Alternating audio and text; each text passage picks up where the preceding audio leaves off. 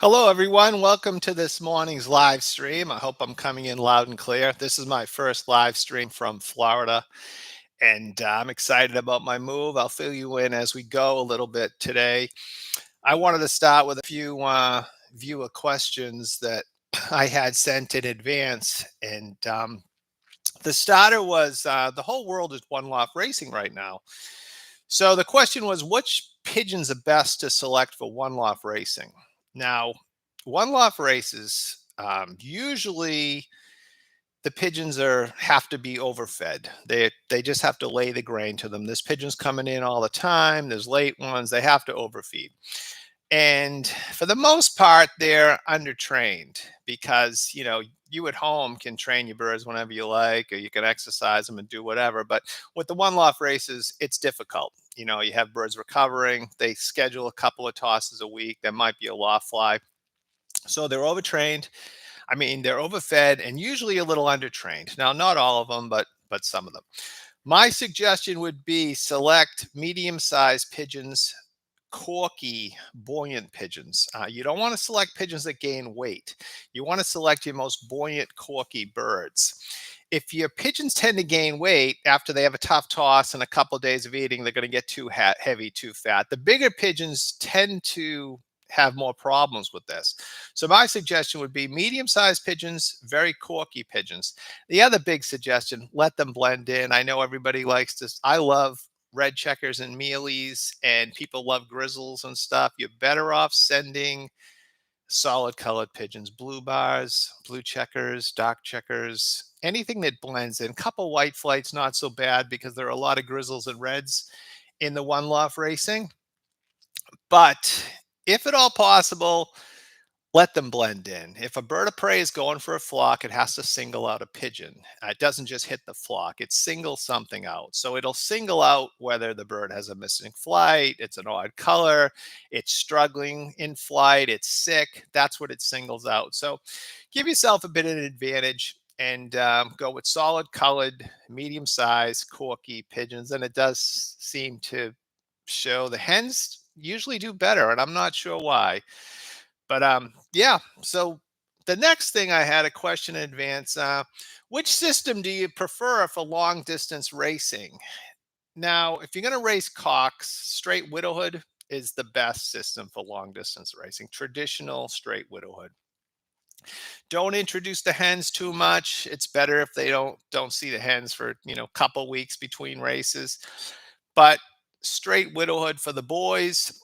And I feel celibate hens are the best system for long distance racing. Now, I got some pushback because in Europe they race to the distance with hens sitting, well, feeding 5 or 6 day old babies. They ship them to, say, the Barcelona and stuff. And a lot of people have success with that. And it certainly works. But that's something they've done and they've kind of done for years. And because it's successful, people continue to do it. My suggestion would be send the celibate hens. And I think they'll be surprised. The problem is very few people do that. No one's really racing celibate hens to the distance. For years, everyone raced straight widow cocks. And then in the last 20 years, other fanciers in Europe are realizing that the hens actually can race better than the cocks. So for a million years, the best system was straight widowhood. At least that's what they thought. And I used to be strictly a widowhood cock person, but now if I could only race one system, I would race the celibate hens. Another question I had were perches, V perches, pole perches, nest boxes. I was always a big believer to offer the bird plenty of real estate, a lot of space. The more space the pigeon had, the more desire it had to protect it. But I'm not exactly sure on that anymore. I think some pigeons would be perfectly happy with a little cubby hole in a corner somewhere, a V perch. In my widowhood cock loft, I have nest boxes on one side and pole perches on the other side. The strange thing is, in the evening, they're all sitting on the pole perches and nobody's in the nest boxes. So, again, what do we know? Maybe some variation. Don't overcrowd them. I think that's a problem, but I'm not sold anymore that some pigeons might be perfectly happy with, a little spot somewhere. And others, maybe, three nest boxes does it for them. So it's really It's really hard to say. So let's take some questions. And as many of you know, I moved to Florida. I'm living in Clearwater, and I'm going to be looking for a home somewhere outside of Tampa. So this is a permanent move. My son's going to the University of South Florida, St. Petersburg. Our 24-year-old is working in Tampa. So this is at least a permanent move for the next through he gets till he gets through college. First question: is it okay to mix Newbiotic, the oregano and cinnamon product, with vinegar? Now, Newbiotic is a product I promote. There's a link in the description below, and you can get my discount. I love it. It's an oregano cinnamon combination. I think it's the best natural health product on the market. No, don't mix it with vinegar. It's such a strong tasting product. You add vinegar, the birds aren't going to drink it. I use it on separate days. Now I will mix vitamins, probiotics, honey, things like that with the Newbiotic, but I don't mix anything like vinegar into that. Uh, I'm from Belgium. I have a question about feeding during molten time. Which feed and how much feed? Thank you for your answer. Thank you, Hein. Now, I like to feed a rich feed until they finish the body molt. I think the body molt is really important. So I tend to feed, my birds were on the Vercella Lager Champion mix. It's almost like a 15% protein mix. I have a feeder also next in the loft with some chicken pellets that they don't eat many of them, but it offers some more minerals. And then I offer all the different mineral blends, the pick pots, the pick stones, the grits. That's very important during the molt. So through the body molt, 15-16% protein mix. And then once they're finished with the body molt, I don't worry so much if they're only molting flight feathers. I tend to I swapped all my birds off to it's just a whole corn and chicken pellets, a maize, I guess you would say. And most of the world, corn is like a mixed feed of, but maize and chicken pellets, chicken lay pellets, it's inexpensive. It's perfectly fine. I've been given like 50-50 right now because they're still molting, but I'll go probably two of the maize to one chicken, 16% chicken lay pellet through the winter. And it's very, very inexpensive. And I'm looking to keep costs down also. Why spend more than you have to? On a 400-mile race, on the day of shipping, do you feed all they can eat? Our birds don't get they don't get fed on the truck. Yeah, I'm surprised. I mean, I don't know if that's an overnight ship on a 400. Our 400s, we ship on a Thursday and race on a Saturday. So I do feed them all they want. If the race looks fast, I'll only feed them the rich seeds on the day of shipping, and then they eat on the truck. I like to feed them all they want on Thursday because I don't want my birds to eat very much on the truck. I'm afraid they're going to eat and not get enough water. So it's better if they're only picking on the truck. But if for a 400-mile race, I would feed them all the fat seeds they wanted the day of shipping. Start early though, feed them very early. By the time you get to the club, there'll be relatively nothing in their crop, and they should be fine. How critical are oil seeds during the molt? What would you suggest for molting mix? Um, David, I don't think they're that critical. I mean, I've had my birds molt on chicken lay pellets, and the molt was fine. I've had my birds molt on the Vercella Lager Champion and all different types of feed. I think if you can keep the protein close to 16%, the birds will just be great. The oil seeds don't help, but another thing that you have to know, that feather is born, it's not made, it's genetics. Like, I've had birds that live their whole life on corn and chicken pellets and have the most amazing feather, just incredible feather quality. And I did an experiment last spring. Well, I guess it was going back to last year. I took a team of old retired breeding cocks and I let them molt the body and right through the molt on only 100% maize, whole corn, maize, 9% or whatever it is protein.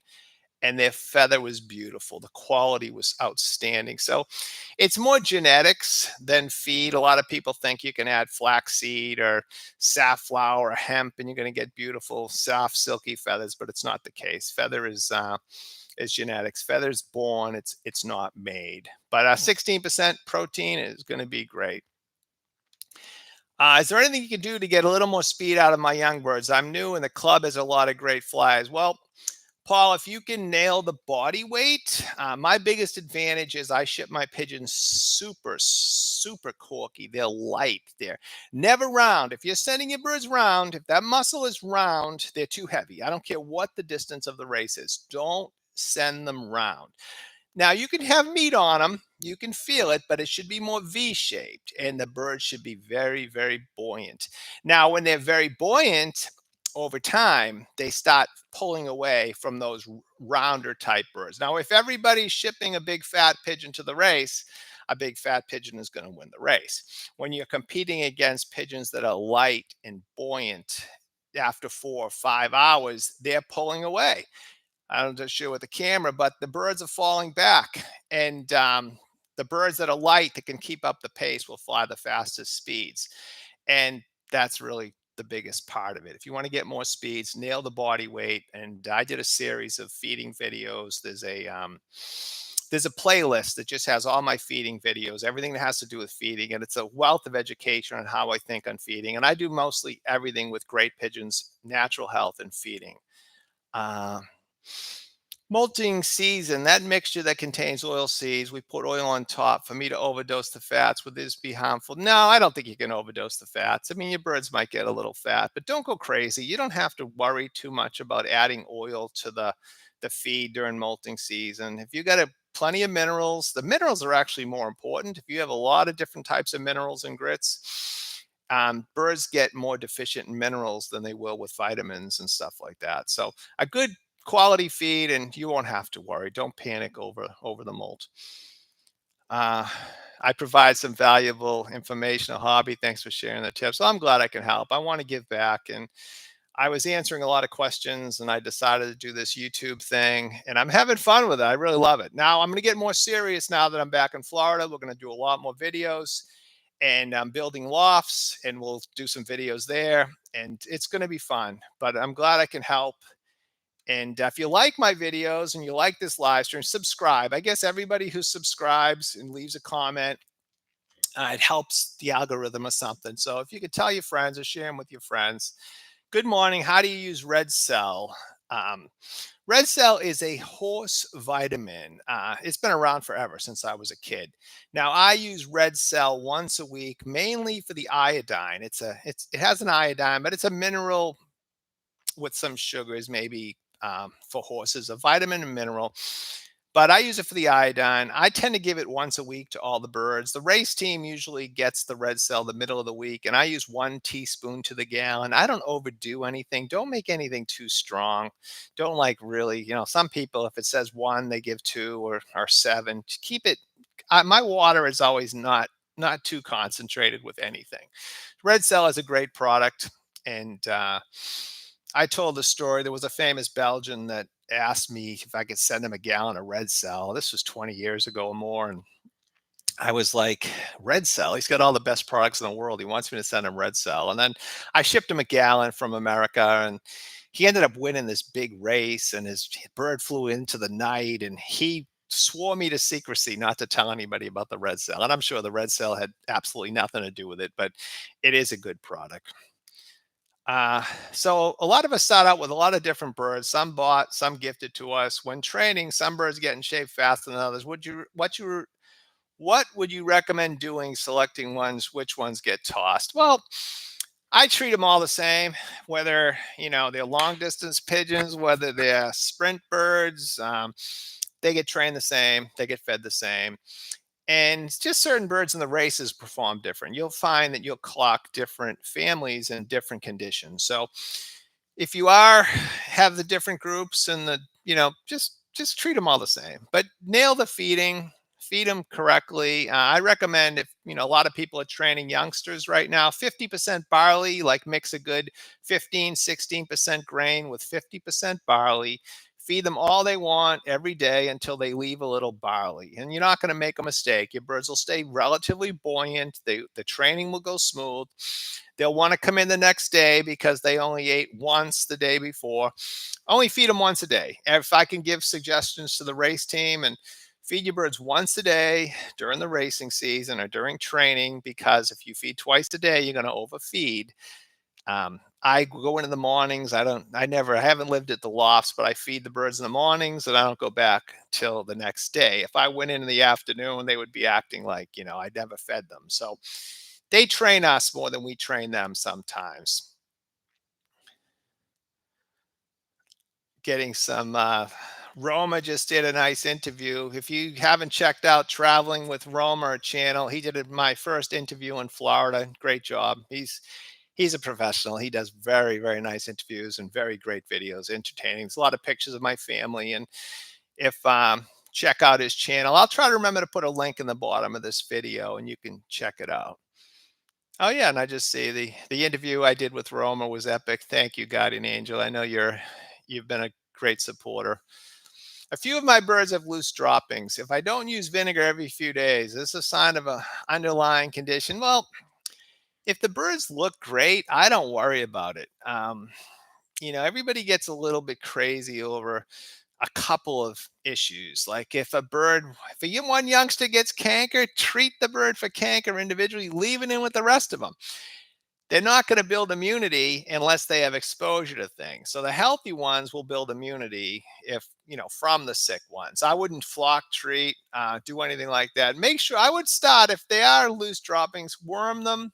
I did a video on moxidectin. It's a horse wormer. I buy Quest, and I would worm the birds to start. But I think over time you'll probably be okay. But if they're acting healthy, don't worry about it. They could be a little nervous and you may lose them. And usually, if you're not a medication person, the weak ones, fall out, take themselves out of the population. So I wouldn't stress. And maybe try the Newbiotic if you haven't used it. There's a link in the description, and you get a 5% if you use my code, 5% off. But that may straighten the droppings right out. Our race season is August, September. A lot of March, April hatch birds, so they are molting heavy come racing season. Would it be harmful to feed like you? Well, no, yes. You're not going to want to feed like 75% barley if your birds are body molting. Now, wing molting, no big deal. If most of the birds, if they were March and April hatch, they should be through the body molt. Now, when you say molting like crazy, I mean, I'm sure there might be some pin feathers around the face, but that heavy body molt, you have to feed rich during that period. But if they're just molting flights, no big deal. You know, feed like I feed, and they'll do just great. Frank, how long have you been using Newbiotic? And if I race Sunday, what day do you recommend it? Hey, Jerry, I've been using oregano products for 20 years now as a natural antimicrobial. Great product. Newbiotic, I don't know if it's been a year. I'm trying to think when I started, but I like it. It's a combination with the cinnamon, both massive health benefits. With me and the race team, it's in the water when they return from the race. And in some of my videos from this spring, I show what's in the water. I start with the chlorine remover. I buy the little vial, 2 drops to the gallon. I use the Newbiotic 1 milliliter. It's really strong. 1 milliliter to the gallon. I add a little honey. I add a little vitamins and electrolytes, and then I use a probiotic. I like Roni, but you could use any probiotic, and that's in the water. So during my race team, the uh, the probiotic is the Newbiotic is in the water on day of return, and then I use it middle of the week. So you could probably do the same thing on use it on Sundays, and then I usually follow the next 2 days with apple cider vinegar, Monday, Tuesday, and then after that, you could go back with the Newbiotic. It's a great product. Now, isn't it strange the coincidence? Travel with Romer's in the chat. I honestly didn't see that. Oh, I thought you saw that before you wrote the comment. Yeah, it was a fun interview. He did such a nice job, and there's some great pictures of my family, and I talk about things I have never mentioned before in the sport, and I think you'll enjoy it. I ask you how to start training the young bird team after they've done rotting for an hour, start to finish before the first race, and feeding your way. That's if you Youngsters are routing for an hour. I mean, you have to start training long before they're routing. Once they really start flying for a half an hour, start taking them on. Take your time. Take them on short tosses. Take them, quarter mile, half mile. Take them different directions. Don't let them route and fly and fly. And I don't think it does them any good. Once they're flying strong, start training them. If you start farther enough away, way out from the race season, you could pick your days, pick cool days, pick clear days. Don't take any chances. Then you can let them out in the off days, and never ever under any circumstances train or exercise the birds more than once a day. I know people like they want to fly them in the morning, train in the morning, they flag fly them in the evening. They don't need it. They don't need it. And I like to conserve some energy. So, if your birds are routing an hour, hour and a half a day, whatever, months before the racing season, I mean, you're burning them up. Let them out 3 or 4 times a week if you're going to do that. You don't have to, they don't need all that. They just don't, just conserve some energy. And like with my old birds, they only go out of the loft maybe 2 weeks before the first race. I just take them right up the road. I start training them short, and within 2 or 3 weeks, they're fine. But they're old birds. Young birds, you have to take your time. So if they're routing, start training them. Take your time. Go slow. Pick your days. Don't Nothing crazy. If it's Don't train in the heat. Don't train in the high humidity. Train early, but just pick your days, and you'll be better for it.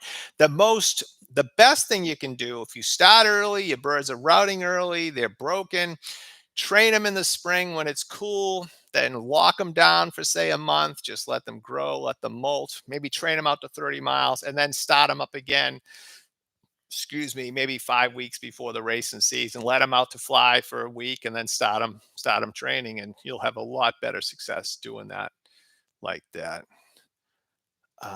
Let's see. Do you give water when packing, or is there any method used on shipping day? No, I mean, million years ago, I syringed some birds before shipping, but it's a lot, and it's hard to do, and it stresses them out. It stresses me out. So on shipping day, I feed the birds early, as early as possible. A lot of times, I'm not to the loft till 8 or 9 o'clock. But if that's when I get there, that's when I get there. But if you can feed them at sun up, feed them at sun up, and then early afternoon, on shipping day is the only day they eat twice a day in a day. I'll go in with small seeds, fat seeds, and things. So hopefully they'll eat and they'll drink again. But nothing real special. You just got to hope that they do drink. How fast would you jump the birds during training? I go really slow.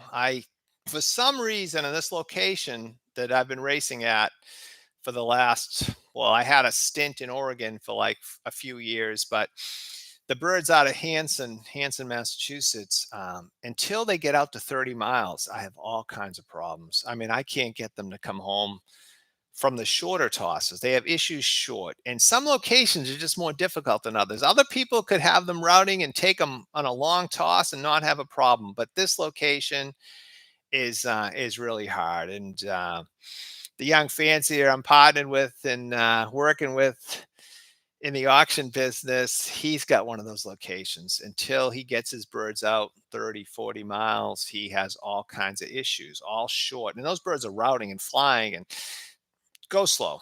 Uh, you're better off starting early and go slow. So I would do that and take your time, so you're not taking any chances. Let's see.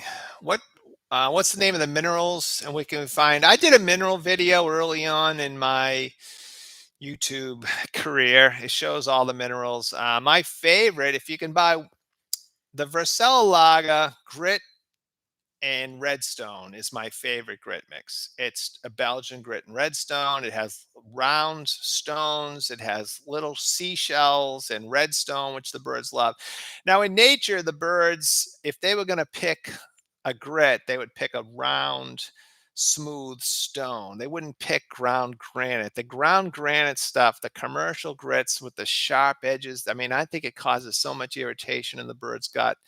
And if they're forced to eat it, that's all they have. That's what they get. And I think it leads to a lot of health problems. I think that irritation in the gizzard from the grinding, it could be letting bacteria into the system.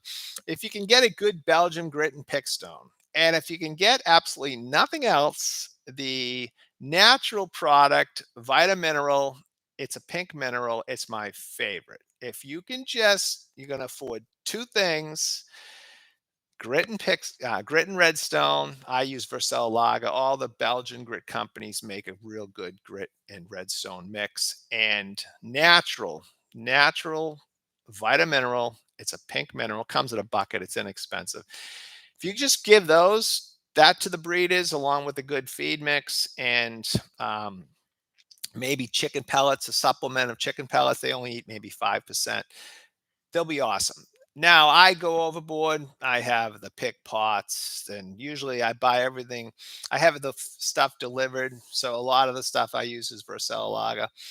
And but feel free to, you can watch that video, but pick pots, pick stones, all that stuff is in front of my birds, magnesium blocks. But again, you don't have to necessarily do that. If you get a good grit and you use the Vitamineral, the pink mineral, you'll be in good shape. You'll be pretty amazed at the results.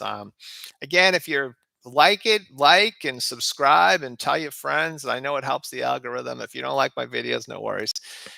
And let's see. On hot days, our combine has roughly 10 to 13% of the day when temps are above 85 degrees. What temperatures do you feel is ideal so the birds don't have to find water on the day? Well, I mean, I think the birds stop more than we think they stop. Long distance racing, they're flying in the heat. They're grabbing water. How often? I'm not sure. We'll get there eventually where we can follow the races live and see where they stop. But it's tough to say. I mean, I love racing in 70 degrees, white puffy clouds. There's nothing better than that. But 85 shouldn't be too bad once they acclimate to it. I mean, I know we race long distance races at the end of June, and sometimes it's 85, 90 degrees. And boy, those pigeons can fly, 12, 13 hours, and they just amaze me. But I'm sure they've stopped. And where I live and where I've been racing, there's a lot of water along the course. And again, they'll come home. I've had winners like years ago, one in New England Open, the bird was way out in front. It was a 95-degree day, 608 miles. The bird was like 37 minutes out in front, and it had this big thing of green, mossy seaweed hanging off its band. And it was 37 or 35 minutes out in front of the New England Open. So they stopped, but hopefully they stop drinking and keep going about on their way.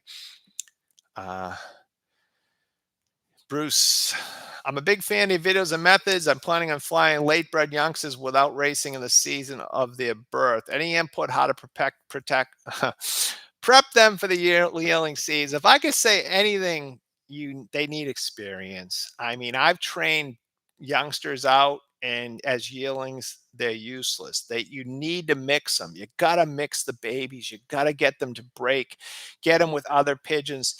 So if anything, you definitely need that experience. So now with me, I'm not a big young bird fancier. I don't have time to do it all. So I usually use young birds as just training and and just get the birds some experience. And old birds is where I like to race.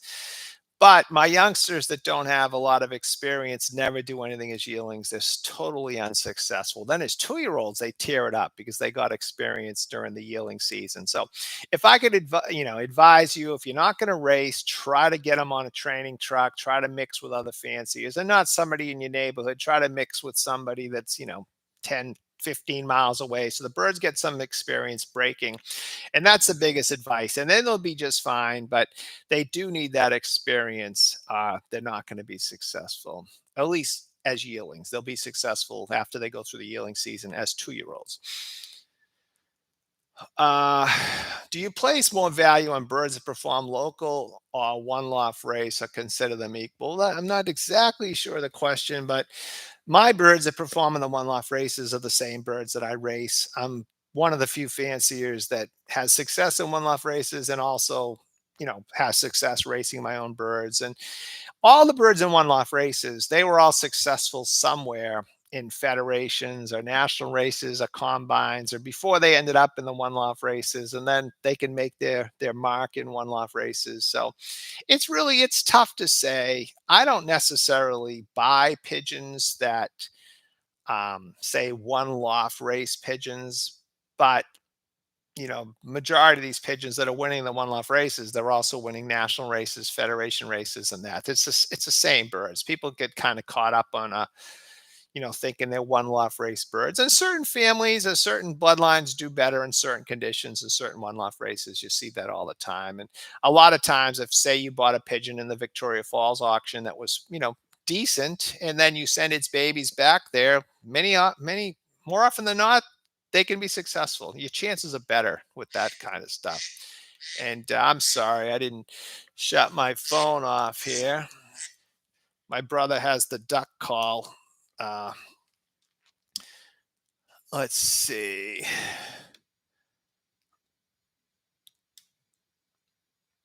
I was hoping if we started early, we could get some watches from the Philippines. That's why we tried 11 a.m. I had some stuff to do this morning, and maybe we'll try different times. We have a question. I've heard the pigeons that born under the zodiac sign Taurus usually perform well in races. I'm not sure. I'm not sure when the Taurus sign is. It's probably I don't know what month that is. Maybe put it in there, but it's probably the spring, and I don't know.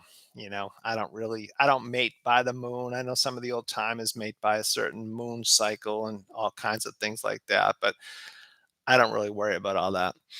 How does Bali work with their weight? What experiences when they are now training in 100-kilometer race and the weight gets light? I remember before the race proper. Well, I guess the question is barley is a high fiber, low protein, low fat, higher carb feed. Um, for some reason, you could say you fed a similar feed that was the same percentage. The birds tend to get on weight. I put on weight. Barley, the birds stay very buoyant. And I tell the story back. It was probably in the early 80s. I was racing widowhood, and I had a team of only nine. I had a little loft, 9 or 10 widowhood cocks. And I was feeding them light to heavy, the old light to heavy. Start with the lighter mix. The last few days, feed them heavy. And my hens were in a little tiny section. It was a 3 by 3. Their hens, their mates. And I was feeding them 100% barley because I didn't want them to, supposedly, if you fed them the barley, they wouldn't mate up and all that. Then on shipping night, I was grabbing the hens. I was flying the old traditional style widow, and I was bringing the hens in to show the cocks. And my hens felt better than my cocks. And the lights started to go off a little bit. I mean, these birds are sitting in a little tiny pen eating 100% barley, and they handle better than my race team. So it's a I couldn't race without barley, and just a good high quality in the husk. I know my accent. Barley, Barley, barley, and a great product. It For racing birds, it's nothing like it, and can you can eliminate a lot of extra work. They have very light. Is that how it should work even before the race? They should be light. Well, it depends. Like, I mean, there's no need for your birds to be very light more than a few days out from the race. Like a lot of people, the races are starting in October, and they're feeding 75% barley, and their birds are light as feather now. That you could change the body weight in a week. So 50% barley is good through training, and then closer to the race, you can up it and nail it. But yeah, they want to be light. I've won big long distance races, and I'm telling you, those pigeons didn't weigh as they felt like I was they were weightless. They felt like this sheet of paper. I was like, oh boy, I don't know if this bird can do it. And then they'll fly 10, 11, 12 hours and blow a race wide open. And so and again, they only need a little bit of fat to fly a long time. If you're sending them big and round like seals, you don't have a chance unless everybody else is sending them big and round like seals. So luckily, I try to get the body weight right. And when I touch them, when they just feather, a little bit of little muscle, no big bulging round muscles, corky, buoyant, they're going to do well, and they always do. And another thing I see guys, don't open the feathers up on the chest. Don't go to the club and let's look at the breast. I mean, I haven't looked at the breast in my entire career. Those feathers, they're kind of laced like this. I don't know if you can see on the camera. They're laced like that. Guys, spread them open and they put them on the truck. And there's no way the birds are going to spend all that time preening their feathers, getting everything where it should be. Leave the feathers and the breast alone. It's not going to tell you anything. And I like scales on the breast. If I was going to look, my birds would have scales. I mean, when they get nice and smooth and pink, I think the bird's gone by when they hit that stage. Um, it's good to see my videos again. I'll be ramping up. Any issues with deworming during the molt? No. I mean, I think some products, I've never had any issues with the moxidectin, the horse wormer. And yeah, I mean, I haven't seen anything. Yeah, well, right now my pigeons are in power saving mode. Yeah, hey, if the races are far enough out, there's no need to train like a maniac and feed them so they're light as cork when the races are in the future. Natural remedies for paratyphoid, and paratyphoid, some of you may not know, is salmonella.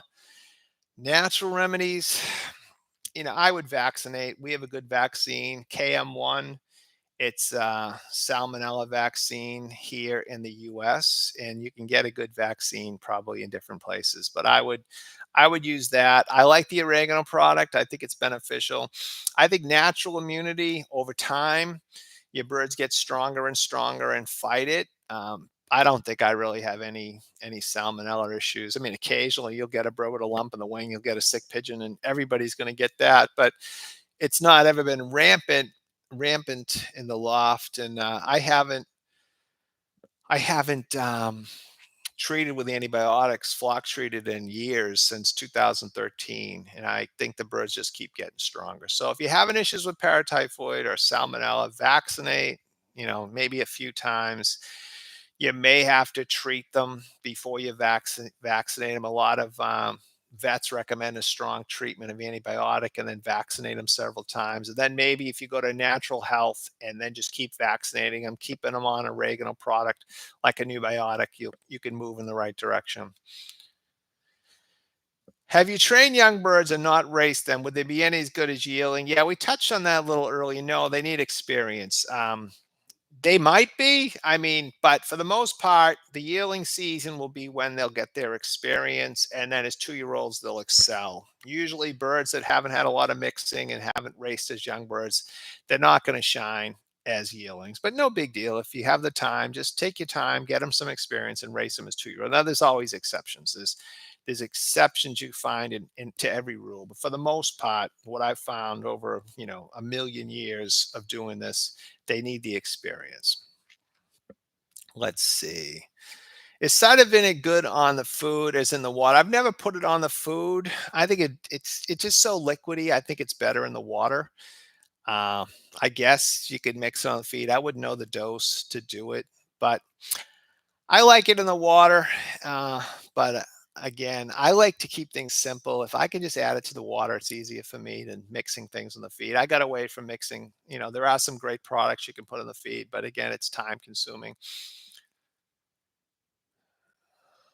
There are times when many regional issues can mess you up. I know there's always something with this sport. I used Red Cell a few years ago, but stopped because I was told that it was causing my losses when it was a hard race. Can you help eliminate the failure? I've used Red Cell for, forever, 50 years probably. Now, again, I don't overdo it. I give them, no more than a teaspoon to the gallon. All the birds get it once a week, race team once a week, and it doesn't hurt them. It's a good product. There's a lot of top fanciers in the country that use it. And again, there's all these people look at things and say things or old wives' tales, and stuff like that spreads like crazy. Let's say that I did that. What should I training on a week? I'm trying to think what the question was.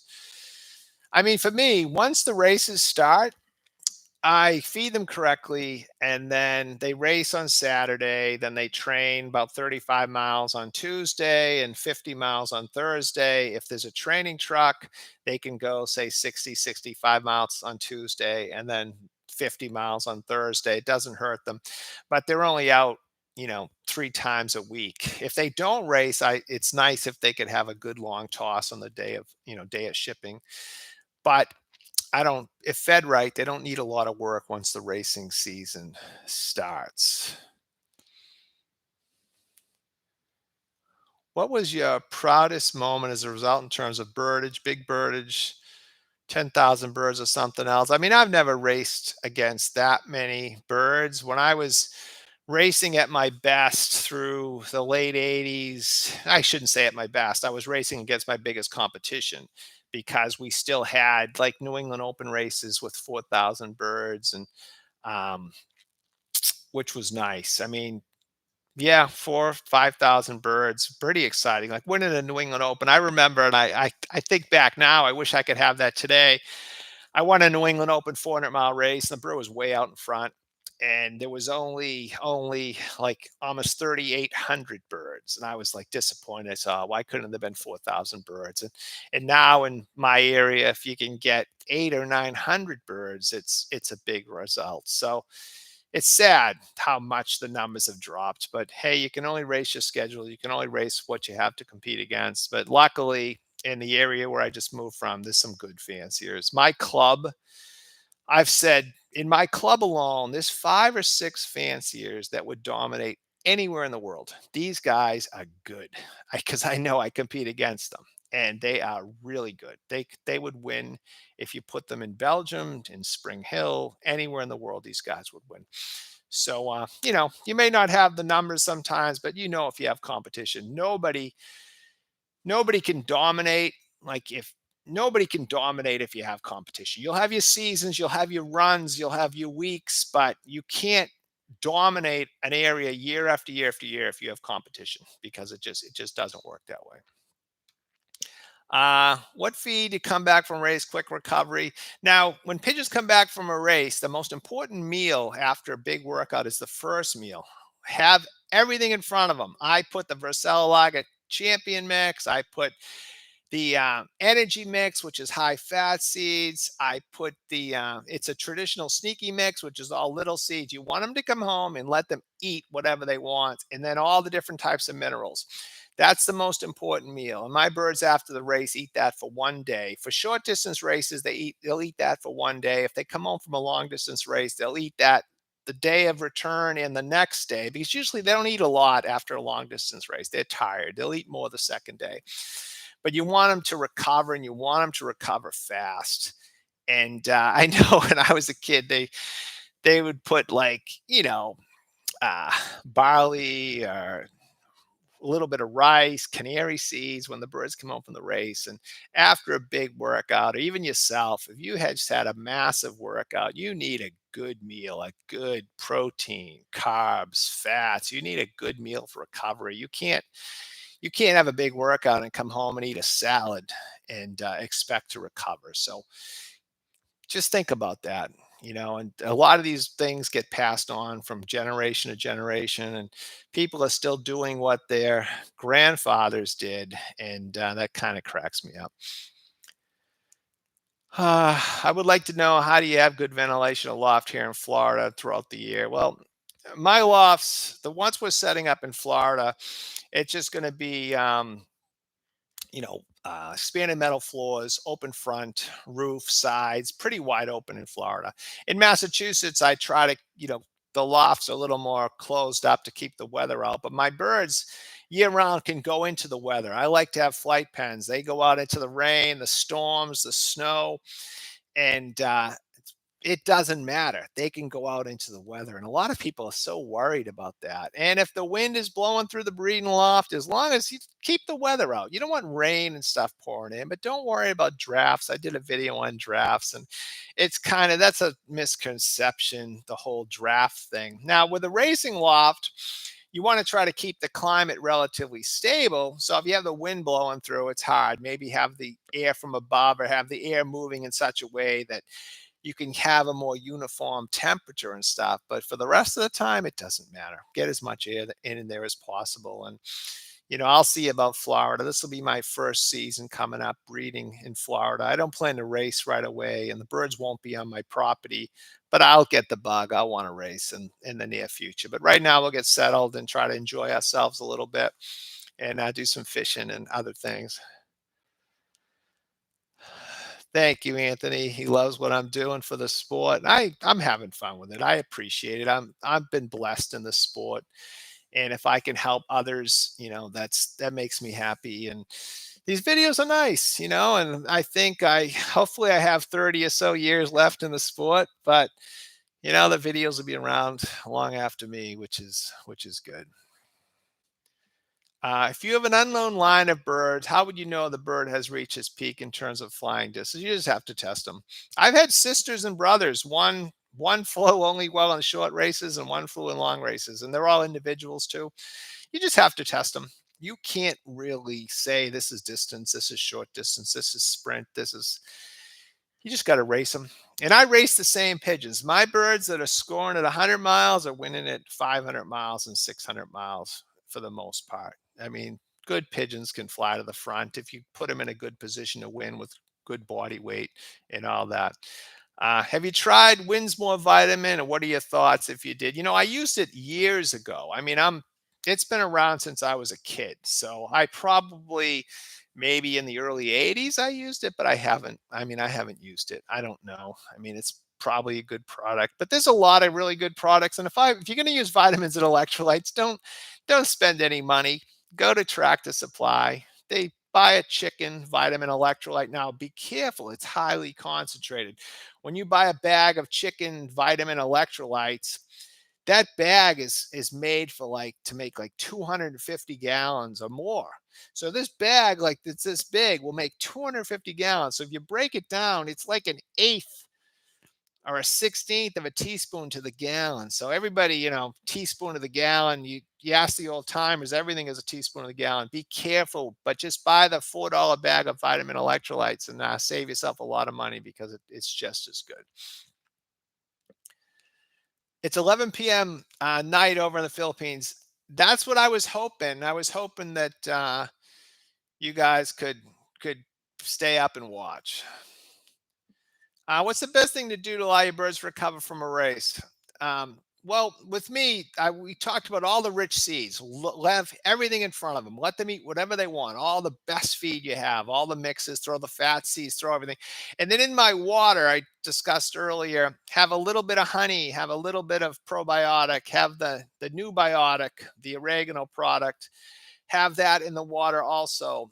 It's make yourself like a little bit of a very weak Gatorade. Let them drink that and let them eat the minerals, and they recover very, very quick. My birds bounce back very quick. And uh, someone has asked about fenugreek, or I know it's an herb or something, but I'm not familiar with it. I haven't used it.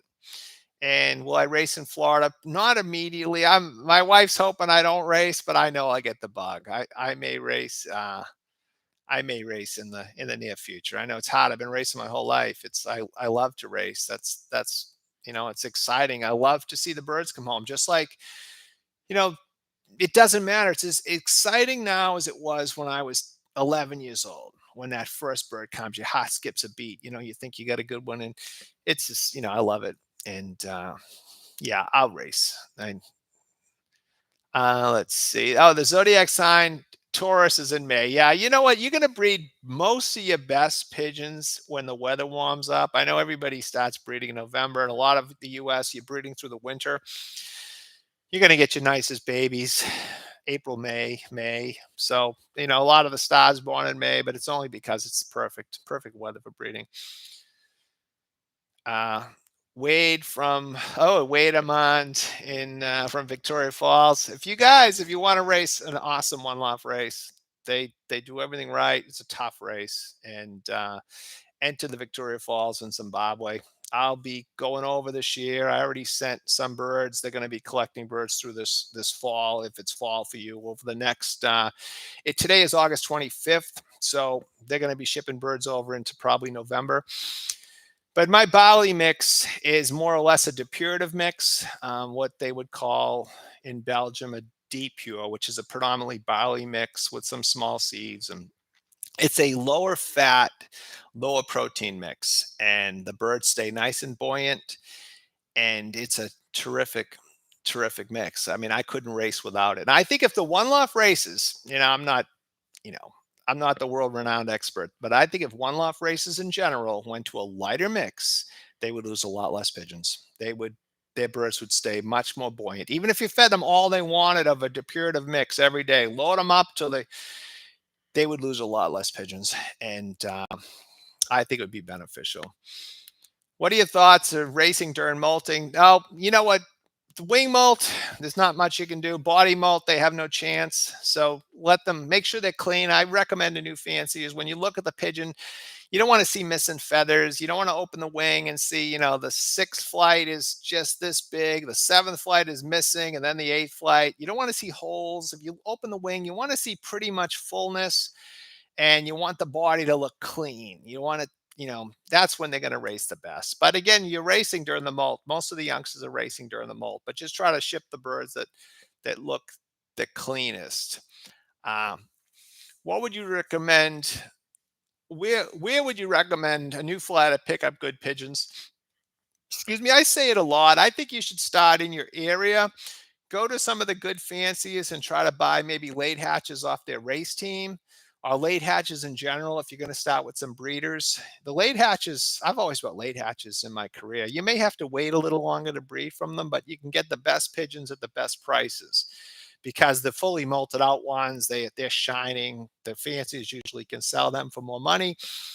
And but buy off the race team locally, buy off the race team, the birds that have raced, and those pigeons tend to do well on that course. And I don't know, we've talked about epigenetics a little bit, whereas it's possible the pigeons are passing something in their genes that to the youngsters almost like knowledge and a trauma are things that you know there's been a lot of studies done with if they say they electrocute a mouse while it was smelling a certain smell, and then they do that, and then the babies will smell that smell and freak. So there's certain things that are passed in the genetics that we haven't really figured out yet. But I would buy locally, buy inexpensive pigeons, learn the sport a little bit. Don't invest a ton of money till you get it down, and you'll be just fine.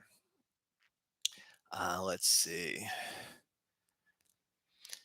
How young or old do you race your pigeons to give more results? I mean, my youngsters, if they're, if they're clean, if the body molt is clean, they can be just fine. I race them. It doesn't matter. 3 months old, you can race. With my old birds, I'm one of the few fanciers that I'll race old birds maybe 5 years and they'll be awesome. But my birds, there's a whole rest thing. Like after every race, if for every 2 hours in the wing, they get 1 day of rest. So if my pigeons fly 2 hours, they get a day of rest. If they fly 6 hours, they get 3 days of rest. If they fly 12 hours, they're going to be off, say, a week or more rest. So my pigeons have a long career. Most people can't do it. They can't help themselves. The birds will fly 6 hours on a Saturday, and Monday they got them down the road. They're pounding the birds down the road, and it shortens their career. If you rest them correctly, they can have a long career. And but I try to quantify rest for every 2 hours in the wing, 1 day of rest. And if you apply that, you're going to have a lot of success, and you're going to have pigeons that race the whole season, and you're going to have birds that race for years if they can get by all the birds of prey and all that sort of fun stuff.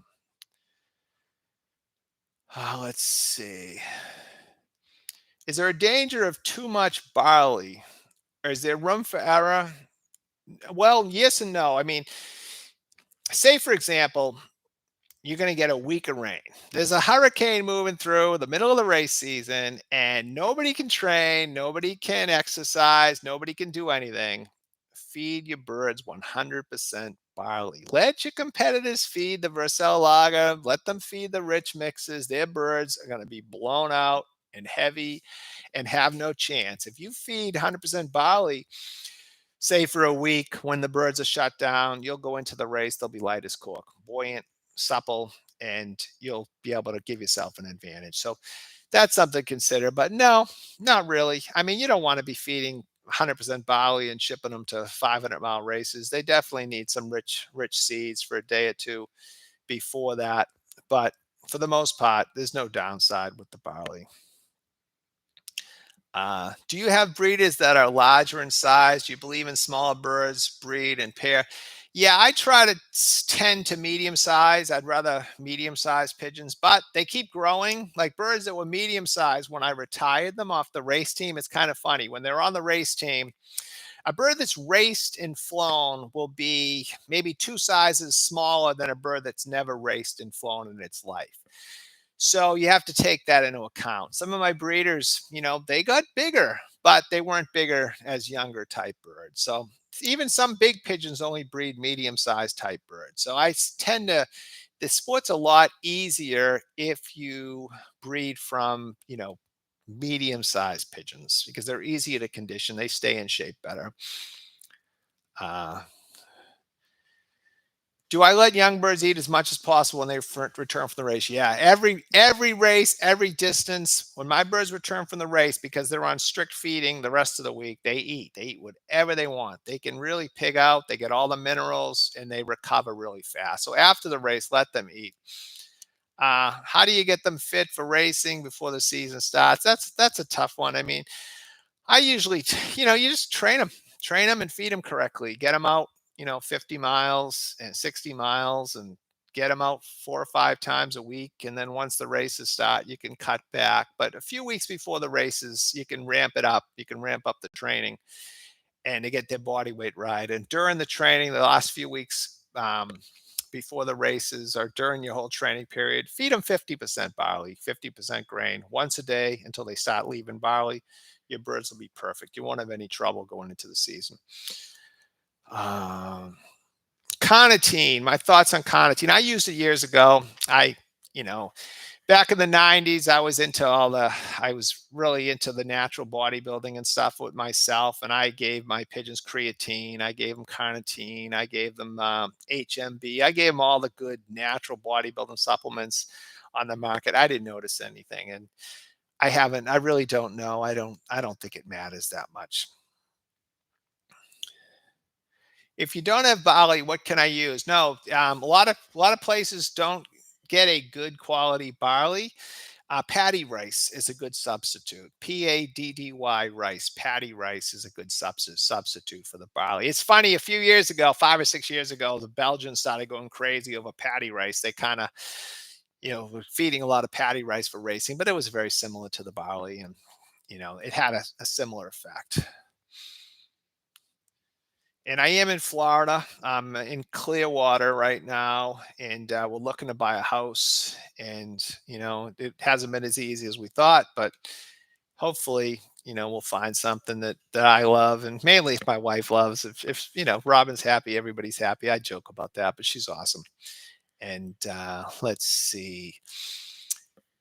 If you guys can like and subscribe, that would be great. If you're not a subscriber, and I guess it helps the algorithm. And anything I touched upon that I think would be beneficial, that I'll put in the description after the video, and something you can look at. Maybe I'll put my mineral video and so on. Uh, let's see. Feed stores can order barley usually. Channel race regarding feeding. I would feed for the channel races. I would feed like I feed for the long distance races, probably 2 days of fat seeds. I know channel racing is tough. They fly the course, then they have to hit the channel. And probably say you ship on a Thursday, Wednesday night, feed them all the fat seeds they want. Thursday day, again, all the fat seeds and go from it. I know that they say channel racing is really excruciating at the end there. So I would up the fats. Hey Bonnie, good to see you. I'm glad to see all the names and everybody, all the support. I need someone to explain how to enter overseas one-off races. It sounds cool. Well, there's all these one-off races. Usually on their website, they have coordinators in each country, and you can contact the coordinators. And if you guys can contact me for Victoria Falls, we're working on that right now. and I can lead you in the right direction to the exporters. I also work for Africa Pro out of South Africa, and excellent races, and you won't be disappointed, especially if you go. If you haven't been, go to Zimbabwe. Put it on your bucket list. Go to Victoria Falls. People are awesome. It's just amazing. I love it. I'll take my son hopefully again next year. This year I was moving. I wanted to go, and just it was just too difficult. Have you heard anything about Top Clocks? It's a new brand in the USA. No, I'm not familiar with the clock. I'm sure there's a lot of clocks, but I would stick to them, whatever your club is using. Just if the whole club goes Top Clocks, that's fine. But in my area, they mainly use benzene, and that's what I bought. We used to use Taurus, but I have the benzene. I actually have the brand new benzene. Haven't used it yet. I think it's the M3 or something like that. Long cast and short cast. Have you noticed a preference? No, I don't really. It doesn't matter as long as if they're good. Some pigeons I've seen both be very successful. I know with long distance pigeons, you're almost looking at a smaller body and bigger wings, like longer wings. It's almost like a canoe with long oars. So the more long distance pigeons have some wing, not too much body. You don't need a lot of bulk. You don't need a lot of weight, especially in the long distance pigeons. Sprinters, not that big of a deal. Some of the sprinters are just, they're bigger. They're bigger type bird, but they're only flying a short. It's just a sprint. If you look at the Olympics, even the human Olympics, they get the 100-yard dash guys, and they look like bodybuilders. They're just all muscle. They're just strong, muscular, and they can run at high speeds for 100 meters. And then, you see the long distance marathoners, and they're, 125 pounds and lean and run all day. So it's kind of the same with the pigeons. Uh, yeah, happy wife, happy life. Is Vericon acid an antibiotic? I read goods for the bird's illness in the birds. Vericon acid is a disinfectant, and I heard about it in South Africa over 20 years ago, and it's a disinfectant. But for some reason, people were using it in the drinking water of the pigeons. And when I first saw that in South Africa, I thought it was crazy, but it does have a positive effect, and it tends to stop sickness from spreading. Sometimes it'll stop sickness itself. And again, I'm not exactly sure why, but I know that they were using it in the shrimp farming industry. A lot of chicken breeders were putting it in the baby chick water, and I've used a half teaspoon to the gallon, not more. I mean, the stuff is strong. Half teaspoon of the powder. But they came out with a Virkon H2O you can get in the UK that's designed for the drinking water. Similar, little different, but it's designed for the drinking water. It's probably more beneficial if you can get it. You could give it a try. So I think it could be good. My bird's around 4 or 5 months old, have 5 to 700 mile race in March. Can I race them if they are fit for the race? I mean, you can. They'll be a year old. You can. I mean, I like to ship my. Usually, I don't ship my good yearlings past 300 miles, and then as 2-year-olds, I'll send them to the distance. But plenty of people win long distance races with yearlings. I mean, I probably should, but I'm kind of old school with that. I like to send 2-year-olds or older to the distance races. But yeah, they can be fine. You may lose some, but you could win also. I tried your feeding method this year. Maybe the birds was not for the kind of race, but keep in mind, yeah, we can definitely talk about it. The results from my feeding that I advocate have been phenomenal. I mean, there's people winning all over the world. They just, I even got a message from Taiwan, and it was just, he cleaned up, and so it makes me feel good. But all over the world, and some of the top Belgians are actually following a lot of what I do and what I preach, and it limits your time. You can get away with less training and less effort if you feed like I feed. If I fly my birds separated sexes, will it hurt for them to return from training to mix? No, I wouldn't waste your time. Like if you're racing young birds, don't separate the sexes. It's too much work. Leave them together. They'll be fine. You're not going to gain anything. That motivation stuff is almost useless. As long as years ago I got away from trying to motivate birds, you'll help one, you'll hurt 20. They race for the love of the home. They race to race. They're not racing because they think that, something's there. I would forget about the motivation. Keep your life easy. Keep the sexes together and just, go that route. Oh, I see everyone spread the wings. They look at pigeons. What are they looking for? And what merit of doing so? Nothing really. I mean, most everybody are just doing it because they're doing it. I like a nice wing. I like a wing that's, fits the pigeon. You can't have a big giant pigeon and a little short wing.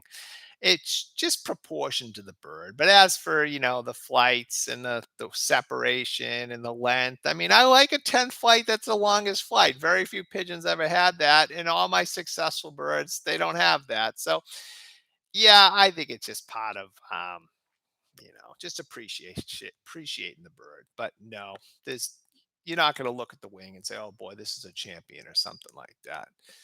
Um, let's see.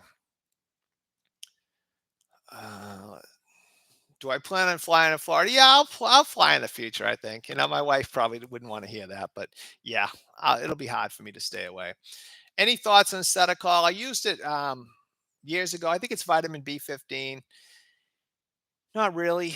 I I think it's beneficial, but I know they used to use it during molting, but yeah, another decent vitamin product, but I haven't used it.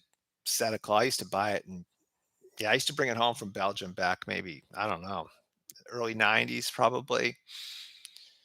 How much barley should you use for the molting season? No barley in the molting season. Just give them the rich seeds during molting. There's no need for barley. You can give barley in the winter once the molt is finished to keep the weight down a little bit.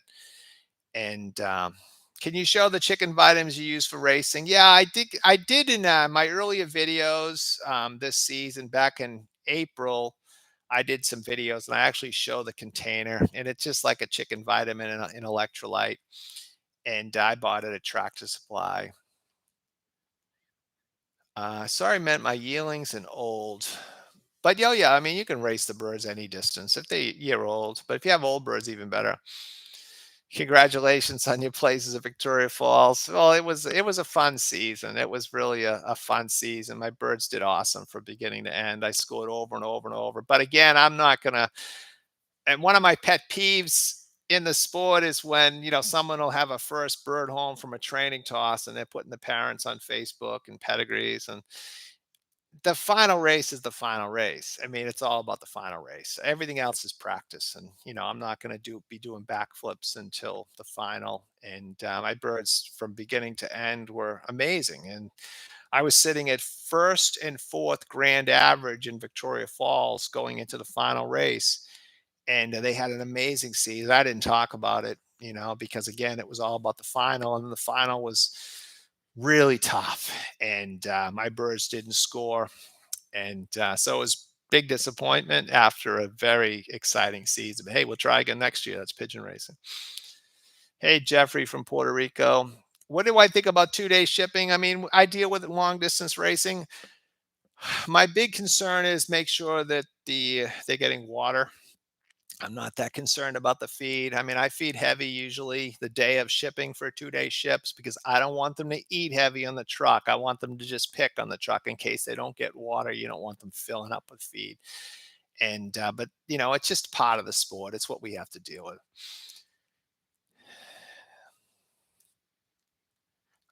Is Fish Fun brand something water treatment, chlorine removal? Yeah, I mean, whatever works for an aquarium, you can use in your water before you add probiotics, or if you're going to add. I mean, really, you could do it before anything, but I just tend to do it before I add the probiotics. I'll put the chlorine remover, but I buy the type that's 2 drops to the gallon. It's a lot easier. Some of it is like excuse me, a teaspoon to 5 gallons. It's too difficult.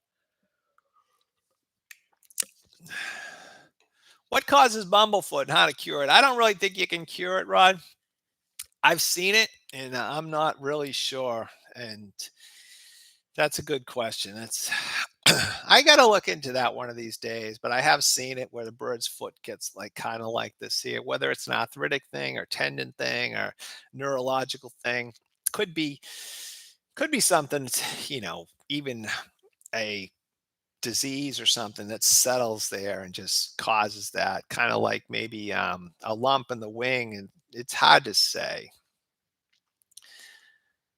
Uh, how do you feel the young birds in the first 5 races while they are molting? What percentage barley you mix the Vercel lager? Well, if they're still molting their body, I mean, I would go 50% barley, 50% grain if they're still molting the barley and you're racing. Not anymore, not less than that. If they're still molting, they'll molt fine on that. Feed them once a day, all they can eat until they leave barley, and they'll just be great.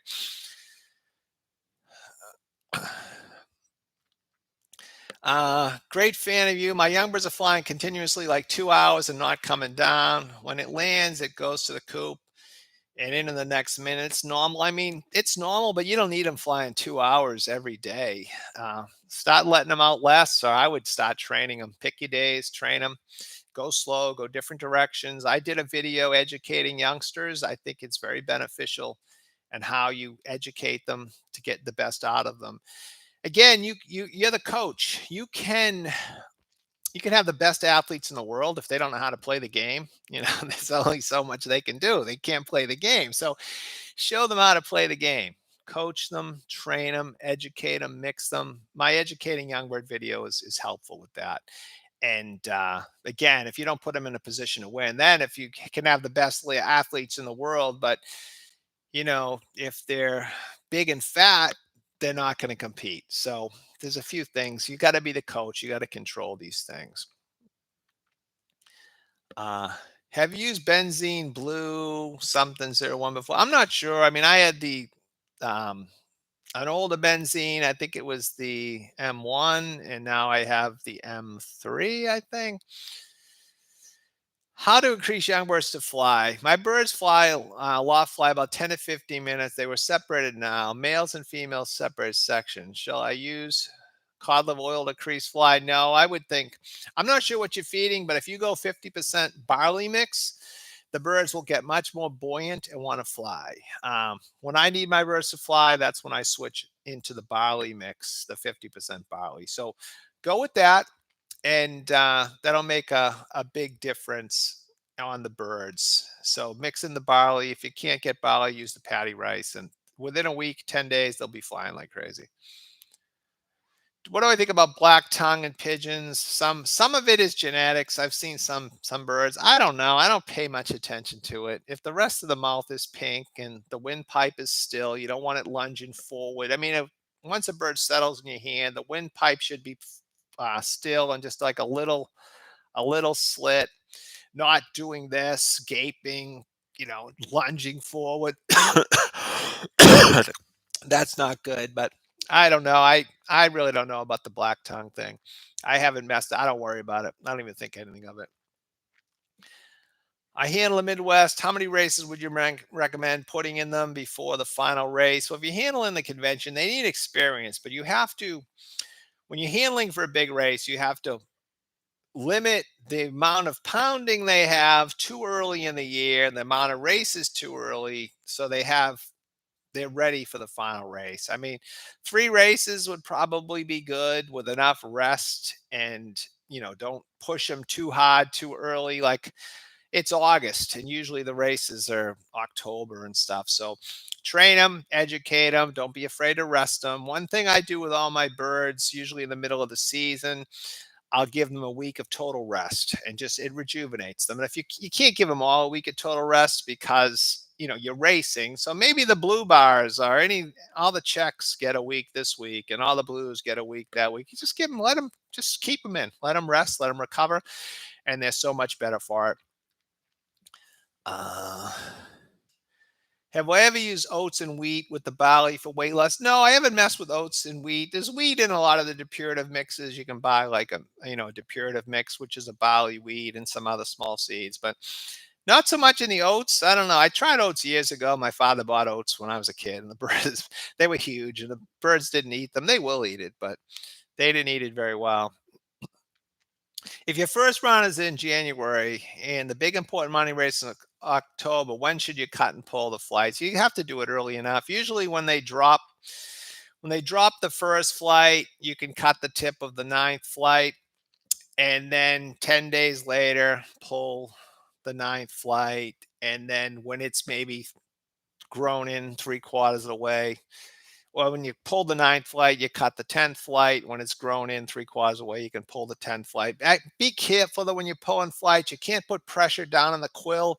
You have to pull the flight without squeezing the quill. If you squeeze the quill as you pull the flight, it'll collapse the quill and the flight may never grow back right. Its whole life, it'll never grow back right. So you have to be very careful when you're pulling flights.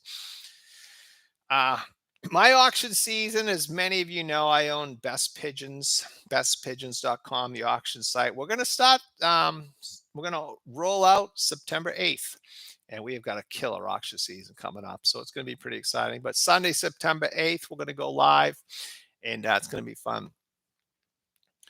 What can I do to help my late bred youngs to decrease stress to help them get over molting faster? We don't race till September 28th.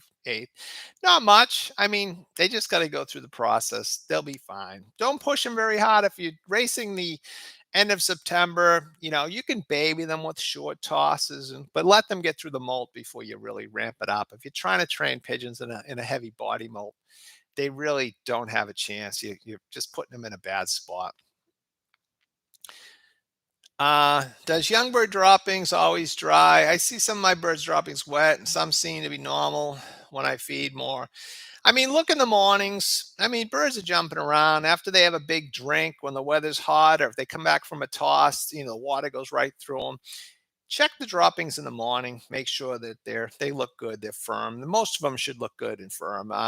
If you can, I like the good Newbiotic, the oregano product. That'll help with the droppings. It has a really good antimicrobial effect in the gut, and I think it'll make your droppings better. What is the furthest distance you've got a bird to come back from? Was it a cock or hen? Was it a race or training? Well, the longest race I ever raced was 700 miles. I raced as a kid, and I got second. This was like 19, probably 77 or somewhere in that area. That was the longest race. I do race 600 miles every year. 608. My distance is 608 miles, and that's the longest I've raced. That's pretty exciting. I like the long distance. The molt. I found out that with the molts. Let's see. Please use automatic translation from YouTube. I'll try to set this live stream. So after the live stream, it's translated. I know I'm still learning with all this stuff, but I'll try to put some settings in that. And again, if you like my videos, subscribe. I've got about 130 videos out there, and there's some really interesting topics. And sometimes I'm a little controversial because I may not do what a lot of people have been preaching for decades. I mean, people are saying the same thing that they were saying when I was a kid when I started 50 years ago. So write your own book, learn. There's a lot of information out there. And it's really, the sport is not simple. I mean, the sport is not difficult. It's relatively simple. Good pigeons, keep them healthy. If you can keep them healthy naturally, you're going in the right direction.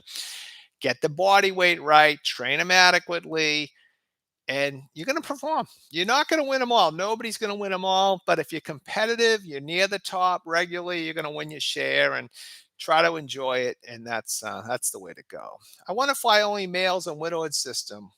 They will be 1+ year. Can I race them with females on the nest? Females are about 3 years. I mean, that's not widowhood if you're racing cocks.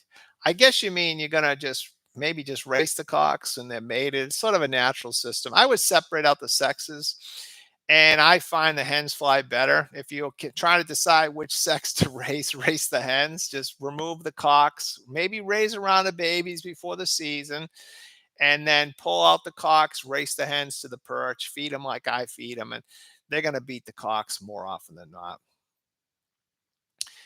Please make a complete video on widowhood system. I've thought about it. I just haven't done it. Maybe next time I go to Boston, I'll do a complete just on the cocks. I mean, I get so excited racing hens, but I race widowhood cocks for forever, and I did get excited about the hens the last 15 years. But I'll do a video on racing strictly the cocks. But again, I appreciate everybody coming. Like and subscribe, share my videos. And if I can do anything, please feel free to put questions in the comments below. If I touched on anything or confused, I try to answer all my questions in the comments. And I appreciate it. And we'll do this again soon. And I'm going to have some regular videos coming. Thank you so much.